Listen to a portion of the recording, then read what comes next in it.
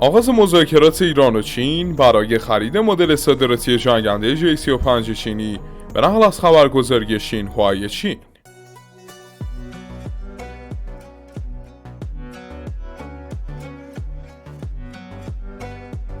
سلام عرض ادب خدمت همراهان عزیز چنل جنگاور. خیلی خوش اومدید به یه ویدیوی دیگه از چنل خودتون. به تازگی تعدادی از کانال‌های نظامی فارسی زبان خبری رو به نقل از خبرگزاری شینهوا نیوز پخش کردن. طبق این خبر که به تازگی پخش شده، چینی‌ها مدعی شدن فرمانده نیروی هوایی ایران یعنی امیر واحدی پس از شرکت در نمایشگاه هوایی چین یعنی نمایشگاه جوهای که همین چند وقت پیش برگزار شده بود، به جنگنده J-35 چینی علاقه‌مند شده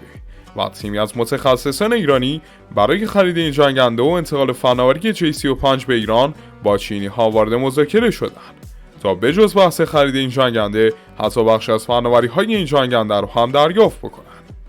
و در ادامه هم طبق گفته کانال های ایرانی این خبرگزاری اظهار داشته که ایران در صورت خرید جنگنده J-35 چینی ها میتونه به جنگنده پیشرفته تر از سوخو 35 یه جنگنده نسل 4.5 دست پیدا بکنه. و با توجه به اینکه پروژه‌های سوخو 57 تا 75 روس‌ها هم به کندی دارن پیش میرن و خصوص تولید محدودی دارن، این جنگنده‌های چینی رو گزینه خوبی برای گسترش سبدهای تسلیحاتی ایران و دفاع از شاخاب پارس دونستن. و در آخر کار پس از نقل این حرفا به تحسین این محصول هوایی خودشون پرداختن. و خب ما توی این ویدیو قصد داریم به بررسی و رد این شایعه و خبری که به تازگی پخش شده بپردازیم که درخواست زیادی هم توی بخش کامنت ها در موردش شده بود. و آیا ارزش داره که ایران روی پروژه J-35 چینی ها سرمایه گذاری بکنه و از پروژه سوخو 75 که در اون با خود چینی ها شریک شده خارج بشه؟ از خیلی خوشحال میشم که تا آخر ویدیو امروز با ما همراه باشید. اول بیاین کمی با J-35 آشنا بشیم تا بعد به معرفی خبر و مقایسه ارزش سرمایه گذاری روی J-35 و یا سوخو 75 بپردازیم. داستان ساخت جنگنده J-35 به سال 2009 برمیگرده که منابع آمریکایی مدعی یک نفوذ شبکه و دزدی تعدادی از اسناد جنگنده های نسل 5 آمریکایی توسط چینی ها شدند. و بعد در 3 سال بعد یعنی در سال 2012 بود که بجز جنگنده J-20 چینی ها که اصلی ترین جنگنده نسل 5 چینی ها بود، تصاویری از یک جنگنده هم نسل دیگه پخش شد. و بعد از کش و قوس‌های فراوان بود که مشخص شد جنگنده جدید چینی ها J-31 نام داره. جنگنده‌ای که حقیقتش با وجود اینکه اساساً به عنوان یک جنگنده نسل 5 ساخته شده بود، در نهایت یک جنگنده نسل 4.5 از آب درآمد. و به همین دلیل بود که در نیروی هوایی و دریایی چین هیچ مشتری پیدا نکرد. اما بعدها نیروی دریایی چین از اونجایی که در حال ساخت 4 پروژه ناو هواپیمابر بود و از یک طرف J-20 هم به دلیل طراحی خودش ذاتاً توان پرواز و فرود روی باند فرود کوتاه ناو هواپیمابر چینی ها رو نداشت، درخواست جنگنده نسل 5 ناونشین رو به وزارت دفاع چین داد و پس از تایید سرمایه گذاری نیروی دریایی چین بود که تصمیم گرفته شد جنگنده جدید با اصلاح موتورها از RD-93 روسی به WS-10E چینی مقداری با طراحی اویونیکی و طراحی کلی جنگنده به یک جنگنده نسل 5 واقعی تبدیل بشه تا بتونه به عنوان اصلی ترین جنگنده نیروی دریایی چین به خدمت ارتش چین در بیاد.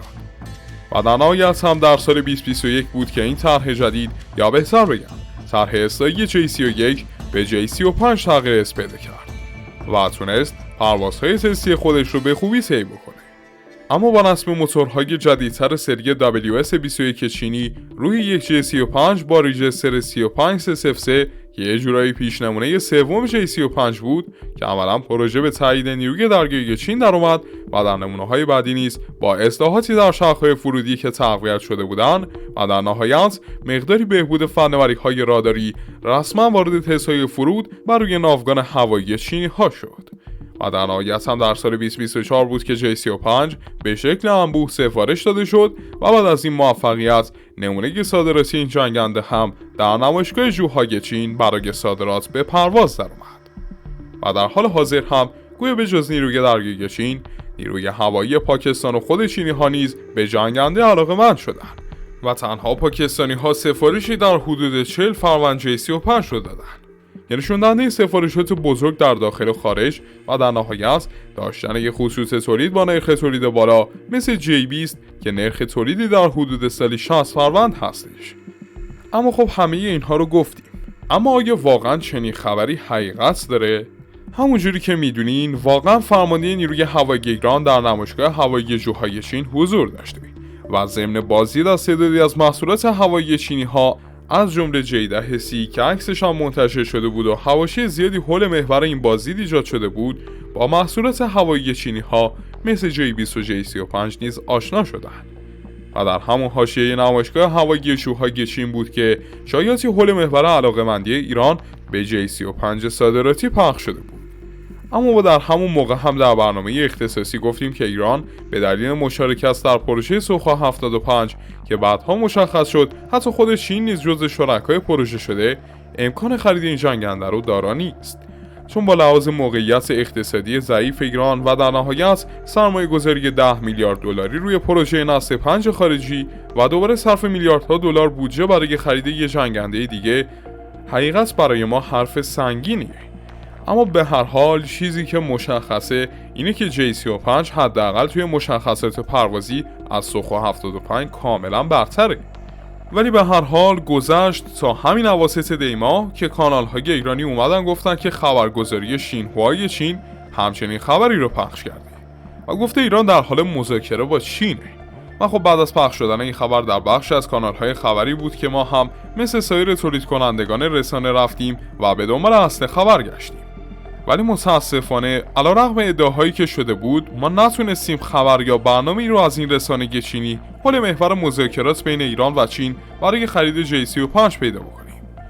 و تنها روایتی که از این خبرگزاری پخش شده بود در سایت همین خبرگزاری مربوط به آبان ماه امسال میشه که گفته شده بود چین ضمن پرواز درآوردن J-35 به شکل عمومی نسخه صادراتی این جنگنده رو هم به کشورهای مثل پاکستان، ایران و در نهایت سایر کشورهای مد نظر خودشون معرفی کرده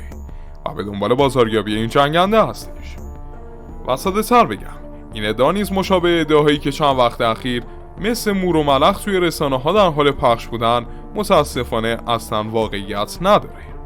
و احتمالاً ساخته کانال‌های خبری داخلی بوده و حداقل به جز J-10 که چندین بار خبرهای تست یا تلاش فروش جدی این جنگنده به ایران شده بود، یک خبر رسمی در مورد مذاکرات هوایی بین چین و ایران پخش نشده.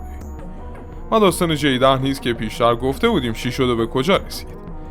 اما یه سوال اینجا میمونه، واقعا جنگنده مثل J-35 برای ایران خوبه و چرا ایران به سمتش نمیره؟ حقیقت ماجرا اینه که جنگنده J-35 از لحاظ تیراژ از تمامی جنگنده های نسل 5 روسی بهتره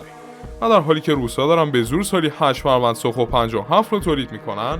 و حتی اولین نسخه سوخا 75 روسی هم پرواز نکرده و در نهایت هم تعداد کل سفارشات سوخا 57 در خود روسیه 88 جنگنده است، چینی ها تونستن J-20 رو در تعداد سالانه 60 فروند تولید بکنن و تعداد 180 تا 220 فروند از J-20 در روسیه پرواز میکنن. در کل چینی ها از لحاظ ایجاد خطوط تولیدی به دلیل اقتصاد پویایی که دارن بسیار بهتر از روس‌ها عمل کردن و با پرواز نسل 6 خودشون هم حتی جنگ سرد جدیدی رو با آمریکایی ها شروع کردن، چون بعد از جنگ جهانی دوم برای اولین بار یک کشور یه نسل جدید از فایترها رو به جای آمریکایی ها رونمایی کرده.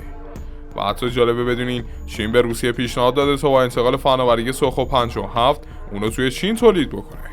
که هدف اصلی چینی ها هم از این کار دستیابی به فناوری موتور ایگل 51 اف روس هاست که 6000 ساعت عمر داره و از لحاظ مصرف سوخت و خروجی موتور و در نهایت سایر ویژگی های پروازی از سایر موتورهای سری WS چینی ها بسیار بهتره.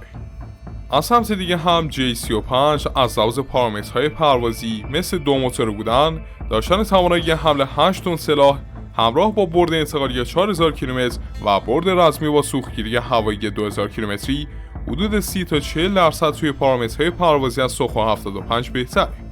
و به دلیل اینکه طراحی به نسبت بهتری از سوخا 75 داره، سطح مقطعی احتمالی کمتری هم داره است و در نهایت هم با ترکیب اندازه بزرگتر این جنگنده و نصب یک رادار KLJ 7A V2 که حدود 450 کیلومتر برد داره که تلاش‌هایی برای نصب یک رادار با کیفیت دسته‌بندی اهداف و برد بیشتر با نام KLJ 16X هم هستش که حدود 50% عملکرد بهتری از این رادار اصلی J-35 داره است. پس J35 از سوخو 75 رادار اویونیک بهتری داره،